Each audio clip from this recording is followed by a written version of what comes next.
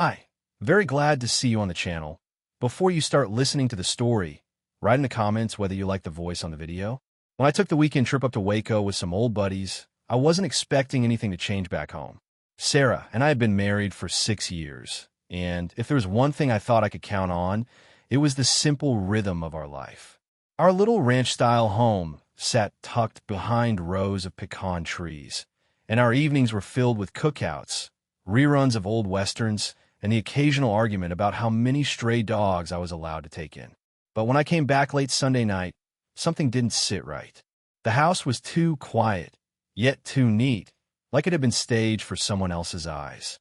Sarah wasn't on the couch where she usually fell asleep watching reality shows, and the scent of her lavender candle was stronger than usual. I brushed it off, thinking maybe she just turned in early. I went to the bedroom, expecting to see her curled up beneath the old patchwork quilt her mother had made us. But the bed was made untouched. I stood there for a moment, staring at it, before shaking it off and calling out Sarah. No answer. The bathroom door was open, lights off. Her phone charger was still plugged in by the nightstand, but the phone wasn't there. The next morning, over breakfast, Sarah acted like everything was normal. She poured my coffee, asked about the fishing trip, and even teased me about the fact that I hadn't caught anything. Her laugh seemed forced, but I told myself I was just tired. I gave her a half smile and tried to believe that nothing was different. As the week went on, I noticed more things. She started spending longer hours at the new Pilates studio that opened in town. At first, I was proud of her dedication. Sarah was always looking for ways to stay fit, but then it started to feel off. She came home later than usual, sometimes after dark, claiming the classes were running long, or she was grabbing a smoothie with some of the girls. But when I asked which girls, she'd shrug and say, "You don't know them." I told myself not to be the paranoid husband. After all, trust was the foundation of any good marriage, right? Still, the uneasy feeling in my gut wouldn't leave. Then came Friday. I got a call from Mike, my neighbor. He needed help fixing a busted fence post before the cattle got loose. And since Sarah had plans to be at the studio all evening, I figured I'd knock out the job. After finishing up, I decided to swing by the diner for a late dinner. As I drove past the house on my way back, I noticed an unfamiliar car parked in our driveway. It wasn't a neighbor's, wasn't family, and certainly wasn't some stranger lost on the back roads. My pulse kicked up. I pulled into the neighbor's drive instead and watched from behind the hedgerow. Moments later, I saw Sarah step outside with a man I didn't recognize. Tall, fit, probably mid-30s, wearing a windbreaker and gym shorts. They exchanged a quick, awkward hug before he jogged to his car and drove off. Sarah stood there for a second, glancing around before going back inside. I sat there in my truck for a good hour, just staring at the empty driveway. I could have walked right in, asked her straight up who that man was, but I didn't. Something about the way she looked around made me realize she'd have an answer ready. Sarah wasn't the best liar, but she'd had practice. I gripped the steering wheel until my knuckles turned white and finally backed out quietly. Whatever was going on, I needed to know for sure before making a scene. Because if I learned one thing working fence lines and fixing other folks' messes over the years, it's this: you don't patch something until you know where it's actually broken. The next morning, I acted like nothing was out of place. Sarah was humming while fixing up a plate of scrambled eggs, and I played along. I could feel the weight in the room, though, the silence between her words telling me more than she realized. While she went on about the Pilates studio offering some new weekend retreat, I sipped my coffee and kept replaying the sight of that stranger in my driveway. I knew better than to ask her about it yet, so I kept my poker face, nodding and pretending to be interested. After she left for her so-called extended class, I decided to take a look around, more curious than anything. I wasn't digging through drawers like some jealous fool, but I did check the closet for anything unusual. That's when I found it. Tucked beneath a pile of old scarves was a small gift bag, barely hidden. Inside was a brand new leather key fob, engraved with initials I didn't recognize.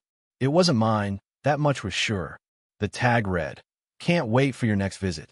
I stood there staring at it, heart pounding, fingers trembling as I turned it over. There was no receipt, no note from a store, just Sarah's handwriting on that tag. I wanted to believe it was innocent, maybe something for a friend or some charity raffle, but deep down I knew.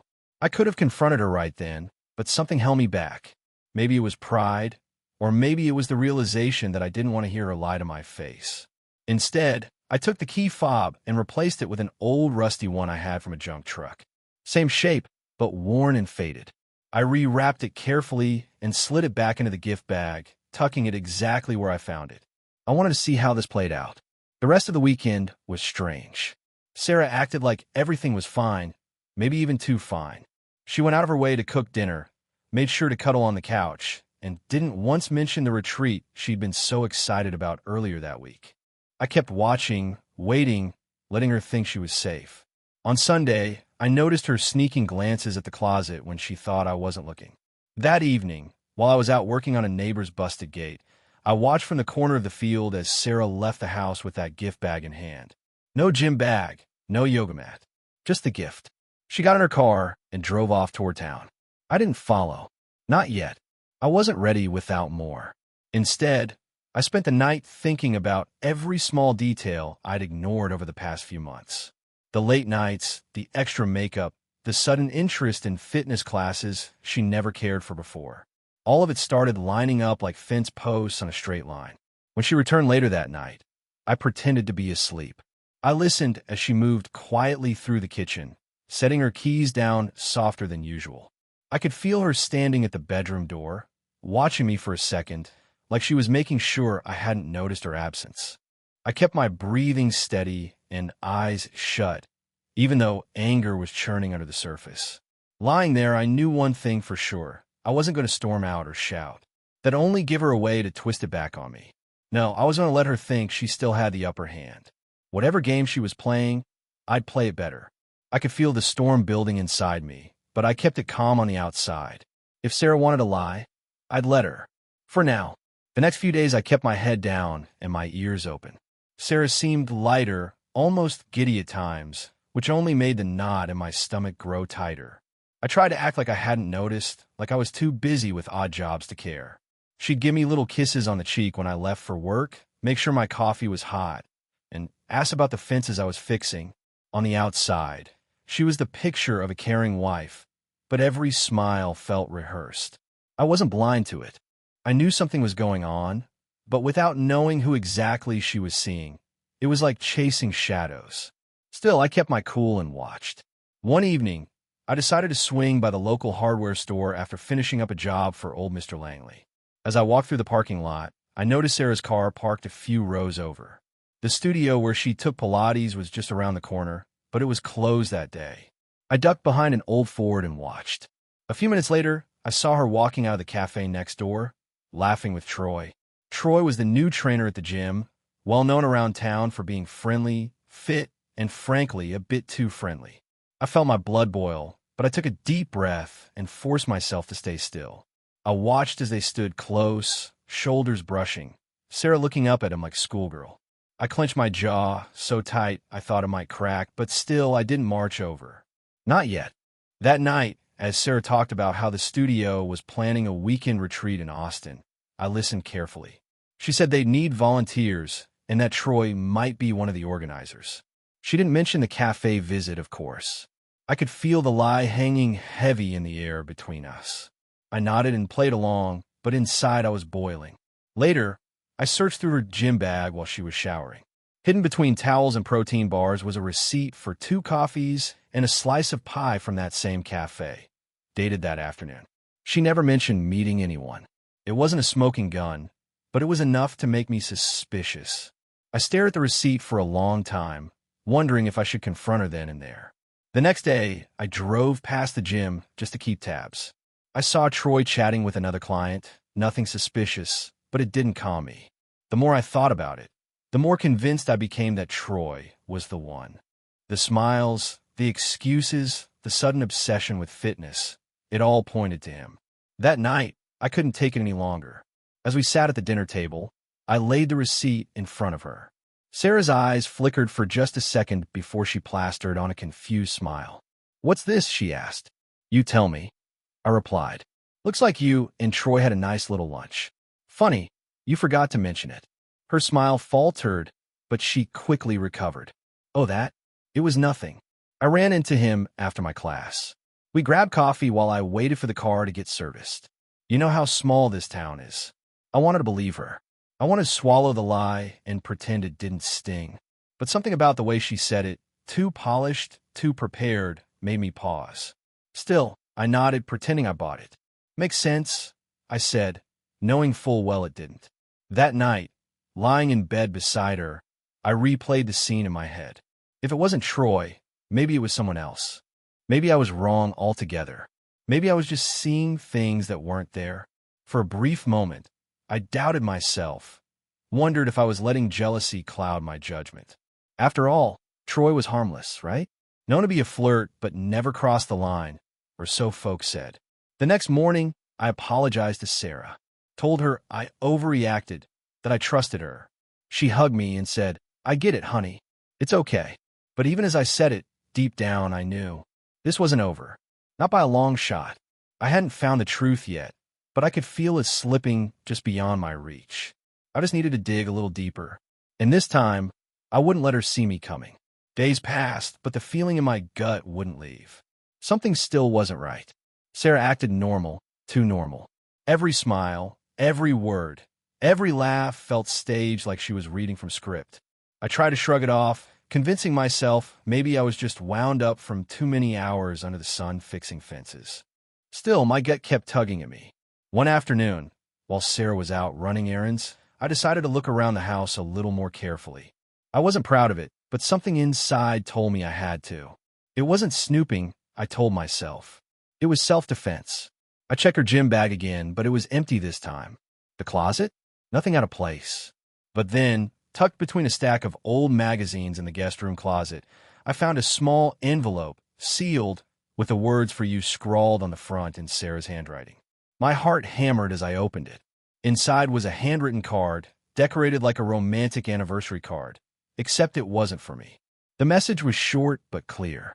To more stolen moments and secret smiles, it read, signed only with a heart and the initial T. I felt the air get sucked from the room. T. Troy. It had to be. My fingers trembled as I folded the card back up. I didn't storm out or call her. Instead, I slid the card back into its envelope and placed it exactly where I found it. I knew now, without question, there was more to this. That evening, I sat across from Sarah at the dinner table, watching as she chatted about the upcoming retreat like nothing was out of the ordinary. I chewed my food slowly, pretending to be interested, nodding here and there, but inside I was planning. I needed to be sure, real sure. The next morning, I pretended to take a long fencing job out of town. Sarah seemed almost too pleased to hear it. "That's great, honey. Maybe I'll get ahead on my Pilates stuff," she said with a grin, kissing me goodbye at the door. As soon as I left, I circled back through a side road and parked by the old abandoned shed behind our property, just close enough to see the house, but far enough to stay hidden. Hours passed with nothing but squirrels and crows for company until, just after lunch, a familiar red pickup rolled into the driveway. "Troy." I watched as Sarah ran out, hopping into his arms like a teenager sneaking out after curfew. I didn't need to hear them to know what was going on. They stayed outside for a while, chatting and laughing like they didn't have a care in the world. Eventually, they went inside. I sat there, watching, the weight of it settling heavy in my chest. Later that night, I returned home, pretending I had just gotten back. Sarah greeted me at the door, hair still damp from a shower, smile wide, eyes bright. "How was the job?" she asked. "Long," I answered. Glad to be home. I could barely keep it together, but I knew I had to. I wasn't going to confront her yet. Not until I was ready. Over the next few days, I kept up the act. I took more out-of-town jobs, always circling back unseen. Every time, without fail, Troy's truck showed up like clockwork.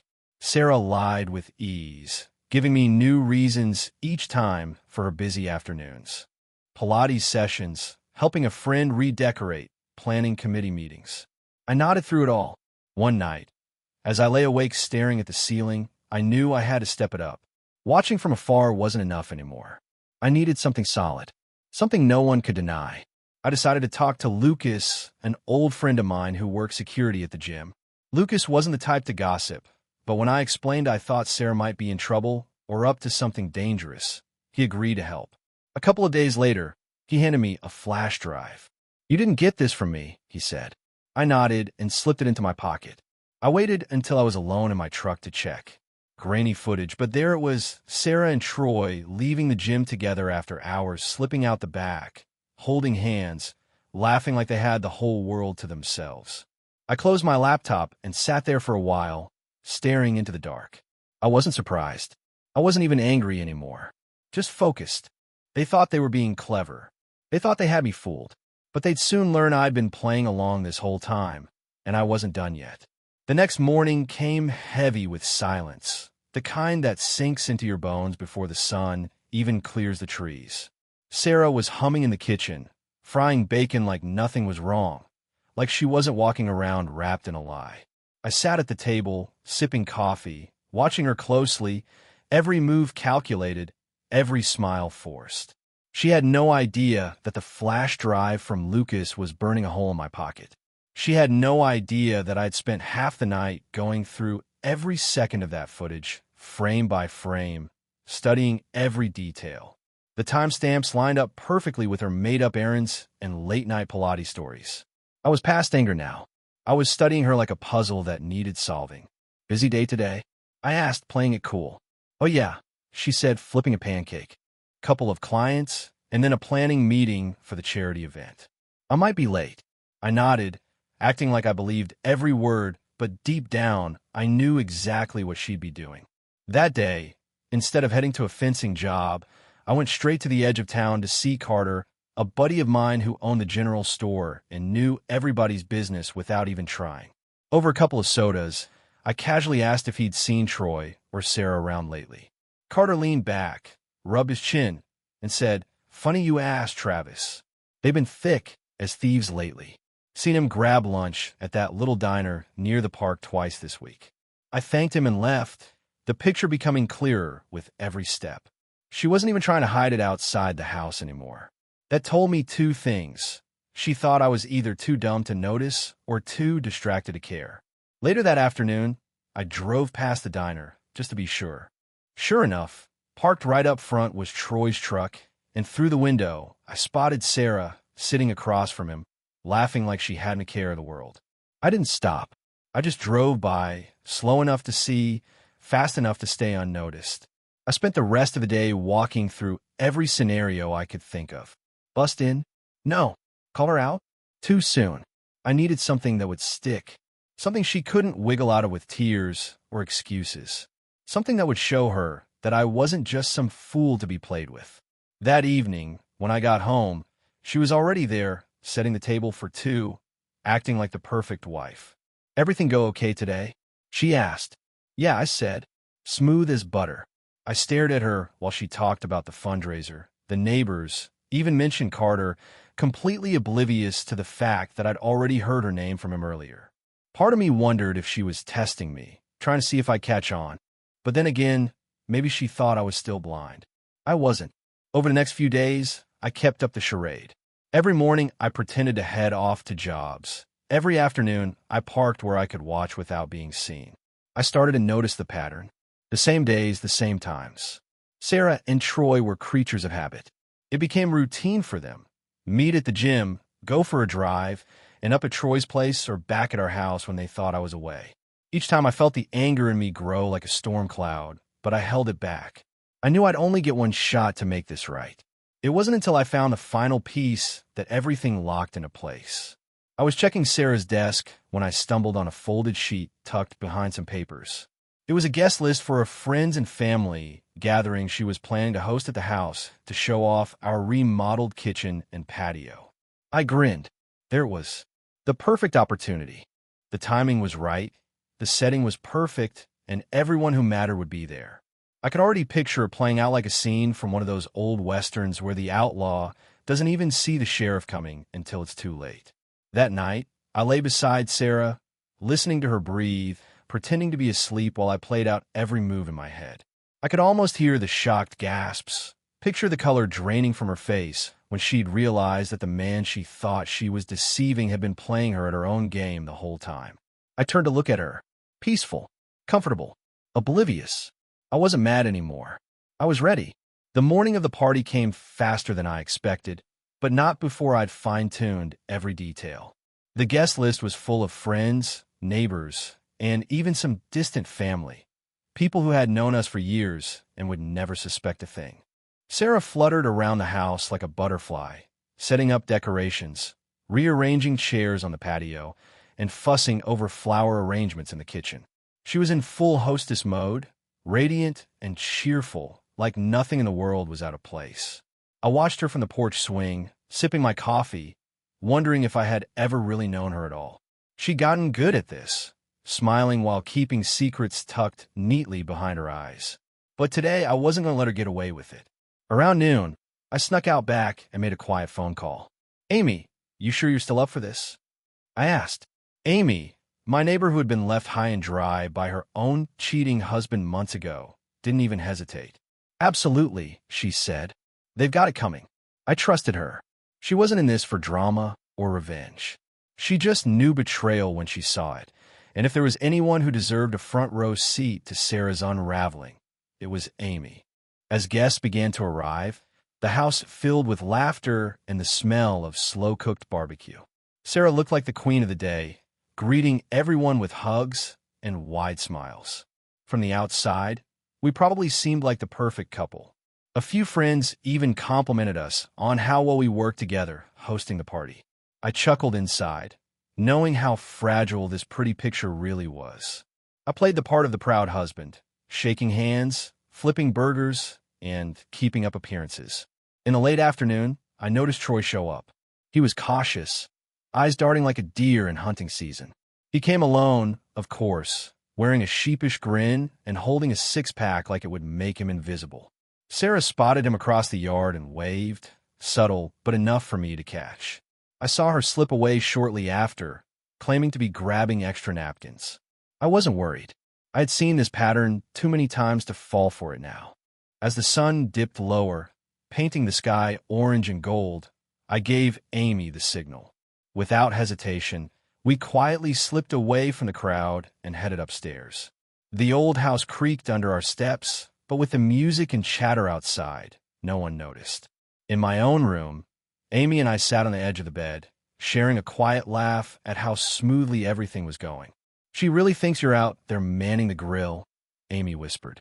"I bet she's telling Troy you're too busy to notice anything." I nodded. Let her think it. After about 15 minutes, just as planned, the door opened. There stood Sarah, wide-eyed, mouth falling open as she took in the scene. Amy sitting next to me on the bed, both of us looking as relaxed as could be. I calmly stood, stretched, and said, "Oh, hey, honey, you need something?" The color drained from her face. What's going on?" she stammered. "I thought you were—" I raised an eyebrow. "Too busy to notice? Or too blind to see?" I watched as realization dawned on her, and panic set in. The confidence, the smug control she had maintained for weeks crumbled like dry clay. We returned to the party together. Sarah, pale and flustered, tried to act normal, but everyone could see something was off. The cracks were visible, and soon the whole house would feel the tremor. Amy played her part flawlessly, never stepping out of line, just close enough to make Sarah's mind spiral without giving her anything to hold on to. Guests mingled unaware, but I saw Sarah steal glances our way, biting her lip, nervously adjusting her dress. That night, after the last guest left, Sarah finally cornered me in the kitchen. "Travis, what are you trying to do?" she whispered sharply. I took my time drying a glass before answering. "Just giving you a taste of your own medicine," I said calmly. She blinked, searching my face for signs of a bluff, but there were none. I wasn't bluffing. I was preparing. And she had no idea just how far I was willing to go. By the time I turned off the kitchen light and headed upstairs, I knew one thing for certain. This was only the beginning. The next morning, I woke up early, though I hardly slept. My mind had been too busy plotting every step. The sun hadn't even crested the tops of the pecan trees when I was already downstairs, stirring up pancakes and bacon like it was just another Sunday. Sarah came down an hour later, hair tangled, face weary. She mumbled a quiet morning, avoiding eye contact like a child caught with their hand in the cookie jar. I could see the panic behind her tired eyes. She was wondering if last night's little scene with Amy was a fluke or if she'd finally lost her grip on me. I didn't give her any answers. I just smiled, slid a plate toward her, and said, "Eat up. You'll need your energy." By the time the afternoon rolled around, I'd already sent out the invites for our little friends and family get-together. It wasn't just any gathering. It was the official housewarming celebration after the remodel, and Sarah had been talking about it for weeks. The date was locked. No turning back now. But there was one guest who wasn't on the original list, Amy. I made sure she got a personal invite from me. She'd been in on this plan since the night of the party. She wasn't just doing it to stir the pot. Amy knew what betrayal tasted like. She'd eaten plenty of it herself, thanks to her own cheating ex. In the days leading up to the event, Sarah tried acting like everything was fine. She doubled down on being the perfect wife, cooking dinners, leaving sweet notes on the bathroom mirror, even asking if I wanted to plan a little weekend getaway after the party. I played along, keeping my answers short and agreeable, never letting her see behind the curtain. I knew it wasn't love or guilt driving her. It was fear. She felt me slipping away and had no idea how to pull me back without exposing herself. When the day of the party arrived, the house looked like something out of a magazine. Fairy lights strung across the backyard, mason jar lanterns glowing softly, and the smell of smoked brisket filled the air. Sarah greeted guests like royalty, hugging necks and flashing her well-practiced smile. But I could see the worry just beneath the surface. She kept checking her phone, sneaking glances at me, looking for clues. She wouldn't find any. I was in full control. Amy showed up fashionably late, looking stunning but casual, like she hadn't just been cast as the final piece of my chess game. She slid into the party effortlessly, chatting with guests, complimenting Sarah on the decor, and sticking close to me without making it obvious. Sarah's eyes twitched when she spotted Amy, but she said nothing, just gripped her wine glass a little tighter. As the evening carried on, laughter echoed from the backyard. Kids chased fireflies, and couples swayed slowly near the bonfire. Then, as planned, Amy and I quietly slipped away, heading inside while Sarah was busy chatting with neighbors. We left the door cracked just enough. I knew Sarah would notice. It didn't take long. Maybe 10 minutes passed before I heard hurried footsteps on the stairs. The door swung open, and there she was, wide-eyed and trembling. "What is going on?" Sarah hissed, glancing between me and Amy. Amy sat calmly on the edge of the bed, sipping her wine like she belonged there. I leaned against the dresser, arms crossed, watching Sarah squirm. "You seem to like playing house with someone else," I said evenly. "Figured I'd try it out too." Sarah's jaw dropped. "You can't be serious," she stammered. "This is different." I chuckled. "Oh, you're right about that. This time, I'm not sneaking around. I'm not lying. I'm showing you exactly what you taught me." Before she could respond, Amy stood up, brushed past her, and said, "Good luck with the cleanup, Sarah." Sarah spun around, her voice cracking. "Travis, please, we can talk about this." But I didn't flinch. I walked right past her and followed Amy downstairs, leaving Sarah standing there like the wind had been knocked out of her.